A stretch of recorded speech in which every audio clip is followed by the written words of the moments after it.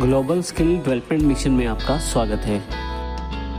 इस सेशन में हम बात करने वाले हैं जीएसटी रिटर्न्स जो हमने भरनी है वो किस प्रकार से भरी जाएंगी और कुछ इम्पोर्टेंट टर्म्स की जानकारी, ताकि जब हम रिटर्न्स भर रहे हैं तब वो सभी टर्म्स हमारे दिमाग में रहें और उनका आसानी से उसके अकॉर्डिंग हम अपना डेटा वहाँ पे फिल कर पाएँ।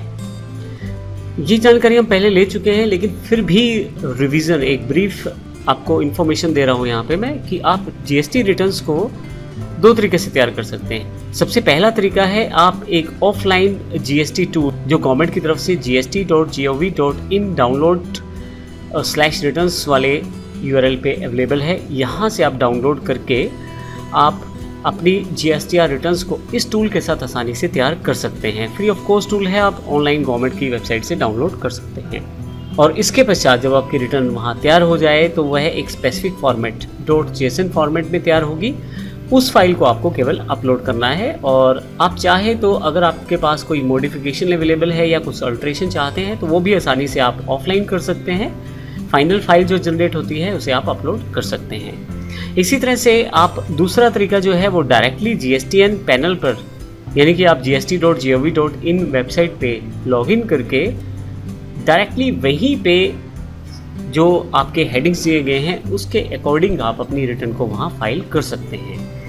अब ये रिटर्न को जो फाइल करने का प्रोसेस है ये हम अभी आगे आने वाले सेशंस में देखने वाले हैं, लेकिन अभी जो इम्पोर्टेंट बात हमने बात की है जीएसटीआर रिटर्न जो दो तरीके से हम लोग बना सकते हैं, ऑफलाइन ऑनलाइन, लेकिन दोनों केसेस में हमें ऑनलाइन ही रिकॉर्ड उसका मेंशन करना है। जब हम ऑफलाइन बना लेंगे तो एक फ़ाइल अपलोड कर देंगे ताकि हमारा जो डेटा है वो हमारे पैनल में स्टोर हो जाए। तो इस तरह से हम अपनी रिटर्न्स को तैयार कर सकते हैं। इसके अलावा काफ़ी सारी हेल्प अवेलेबल है gst.gov.in पे। परंतु इससे पहले कि हम रिटर्न्स को भरना सीखें, मैं आपको GSTR 1 के कुछ इम्पोर्टेंट टर्म्स हैं वो क्लियर करना चाहता हूँ, ताकि जब हम रिटर्न्स को तैयार करें उस समय हमें इन टर्म्स में कन्फ्यूज़न ना रहे। सबसे पहला टर्म है B2B, registered business to registered business. जब एक बिजनेस से दूसरे बिजनेस पर आप अपनी किसी प्रोडक्ट को सप्लाई करेंगे, अब उस केस में चाहे परचेज़ है या सेल्स है, दोनों केसेस में ये B2B माना जाएगा उन रजिस्टर्ड यूज़र्स के लिए जो GST से रजिस्टर्ड हैं, अर्थात जिन पे GST नंबर है। तो मैन्युफैक्चरर है, होलसेलर्स हैं, ट्रेडर्स हैं, जो एक तरह से एक बिज़नेस से दूसरे बिज़नेस में जो माल को सप्लाई करते हैं, वो सभी इस कैटेगरी में आते हैं। और इस कैटेगरी में डायरेक्ट हम कस्टमर से डील नहीं करते। तो पहली कैटेगरी B2B है। दूसरी कैटेगरी हमारे पास है B2CL, अर्थात बिजनेस टू अनरजिस्टर्ड कंज्यूमर। ये एक तरह से रिटेल कैटेगरी है, जैसे करियाना का स्टोर है या मेडिकल स्टोर है, जिसमें डायरेक्ट कस्टमर आ रहा है और आप उसको प्रोडक्ट बेच रहे हैं। लेकिन इसमें ये B2C कैटेगरी दो सेगमेंट में बटी हुई है, एक दूसरा नंबर है और एक तीसरा नंबर है।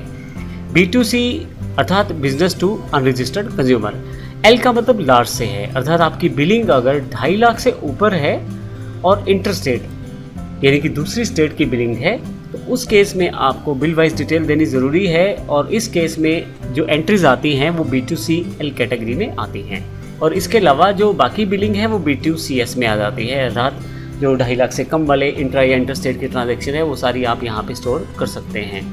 हालांकि इंट्रा स्टेट ट्रांजैक्शन ज़्यादा भी हो सकती है, B2CS में आप वो सारी की सारी स्टोर करने वाले हैं। मैं फिर से बता दूं, B2C का अर्थ यहाँ डायरेक्ट कस्टमर को प्रोटेक्ट देने से है, कंज्यूमर को प्रोटेक्ट देने से है। इसके पश्चात है CDNR। CDNR का मतलब है क्रेडिट डेबिट नोट रिफंड। जब भी आप किसी को क्रेडिट नोट काटे किसी के लिए, या किसी के लिए डेबिट नोट इशू करें या कुछ रिफंड करें, तो ऐसे केस में आपको नंबर वाइज डिटेल देना होता है, क्रेडिट नोट का, डेबिट नोट का या रिफंड वाउचर का। और जब आप क्रेडिट डेबिट नोट या रिफंड नोट जो है, रिफंड वाउचर जो है, रजिस्टर्ड बिजनेस को, यानी कि जिसके पास GSTN नंबर है, उसको इशू करते हैं, तो CDNR कैटेगरी के अंतर्गत इसको रखा जाता है। परंतु अगर आप किसी अनरजिस्टर्ड को ये सब चीज़ें इशू करते हैं, क्रेडिट नोट है, डेबिट नोट है, रिफंड वाउचर है, तो CDNUR कैटेगरी में इसको डिफाइन किया जाता है। अनरजिस्टर्ड का अर्थ फिर से यहाँ पे उस डीलर से है जिस पे GSTN नंबर नहीं है। EXP यानी कि एक्सपोर्ट कैटेगरी, अगर आप कुछ एक्सपोर्ट करते हैं, कोई ऐसा प्रोडक्ट या कोई ऐसी सर्विस, तो उसको एक्सपोर्ट कैटेगरी में डाला जाता है। एक्सपोर्ट से रिलेटेड डिटेल्स इस कैटेगरी के अंदर स्टोर की जाती हैं। 80 एडवांस टैक्सेबिलिटी, अगर आप कुछ एडवांस अमाउंट किसी से कलेक्ट करते हैं तो ऐसे केस में जीएसटी में प्रोविज़न है कि उस एडवांस अमाउंट पे भी आपको टैक्स देना पड़ेगा। तो ऐसे केस में एडवांस टैक्सेबिलिटी की इन्फॉर्मेशन और एडवांस अमाउंट की इन्फॉर्मेशन जो है 80 कैटेगरी में डिफाइन की जाती है। जैसे मान लीजिए आपने किसी को कोई माल बेचना है, लेकिन अभी आपने ऑर्डर फाइनलाइज करने के लिए कुछ एडवांस ले लिया है, तो उस केस पे जो एडवांस लिया गया है उस पे भी आपको जीएसटी में टैक्स पे करना है और वह इन्फॉर्मेशन 80 में स्टोर की जाएगी। 80 एडीजे एडवांस एडजस्टेड अमाउंट्स, अर्थात जो एडवांस आपने लिए हैं अगले महीने में वो कहीं ना कहीं जब आप सेल बिल इशू करेंगे तो उन्हें एडजस्ट करना पड़ेगा। ऐसे केस में उन एडजस्टेड अमाउंट को आप यहाँ दिखाते हैं इस कैटेगरी में। अर्थात जब मैंने ऑर्डर लिया था तो कुछ एडवांस ले लिया था, लेकिन अब जब मैं सेल्स बिल को या इनवॉइस को इशू कर रहा हूँ तो उस एडवांस को एडजस्ट कर रहा हूँ। तो क्योंकि मैं एडवांस जो मैंने पहले लिया था उस पर टैक्स पे कर चुका हूँ, अब उस सेल्स इनवॉइस पे पूरा का पूरा मुझे टैक्स नहीं देना है। जो एडवांस मैंने लिया है उसको डिडक्ट करके टैक्स मुझे देना है। तो ऐसे केस में 80 ADJ में उस इन्फॉर्मेशन को एडजस्ट किया जाता है। एग्जेम्प्टेड और नील रेटेड सप्लाई की जो गुड्स हैं या सर्विसेज हैं उनको आप यहाँ पे डिफाइन करते हैं। तो ऐसे केस में जो सर्विसेज जिन्हें गवर्नमेंट की तरफ से जीएसटी से एग्जेम्प्टेड किया गया है या जिन्हें नील रेटेड सप्लाई डिफाइन किया गया है, अब उन्हें आप EXEMP कैटेगरी में डिफाइन करने वाले हैं।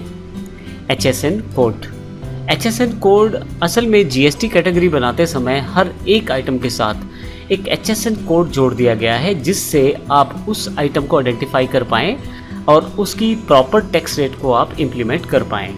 इसका सबसे बड़ा बेनिफिट ये है कि बहुत सारे डीलर्स हैं वो अलग अलग तरह से अलग अलग प्रोडक्ट को डिस्क्राइब करके अलग अलग तरह के टैक्स रेट को इम्प्लीमेंट कर सकते हैं। क्योंकि HSN कोड इम्प्लीमेंट हो जाएगा तो यह एक डिफरेंट कोड रहेगा हर एक डिफरेंट आइटम के लिए। तो उस केस में जो गवर्नमेंट की तरफ से उस आइटम के लिए प्रेस्क्राइब टैक्स है उसी को इम्प्लीमेंट किया जाना चाहिए। इस चीज़ को इम्प्लीमेंट करने के लिए HSN कोड को इम्प्लीमेंट किया गया है। तो HSN कोड वाइज अगर आप प्रोडक्ट्स में डील करते हैं तो उसकी डिटेल भी आपको सबमिट करनी है यहाँ पे। फाइनली 11 नंबर है डॉक्स, एक अलग से डिटेल देनी है। जीएसटी में एक नया प्रोविज़न ऐड हुआ है।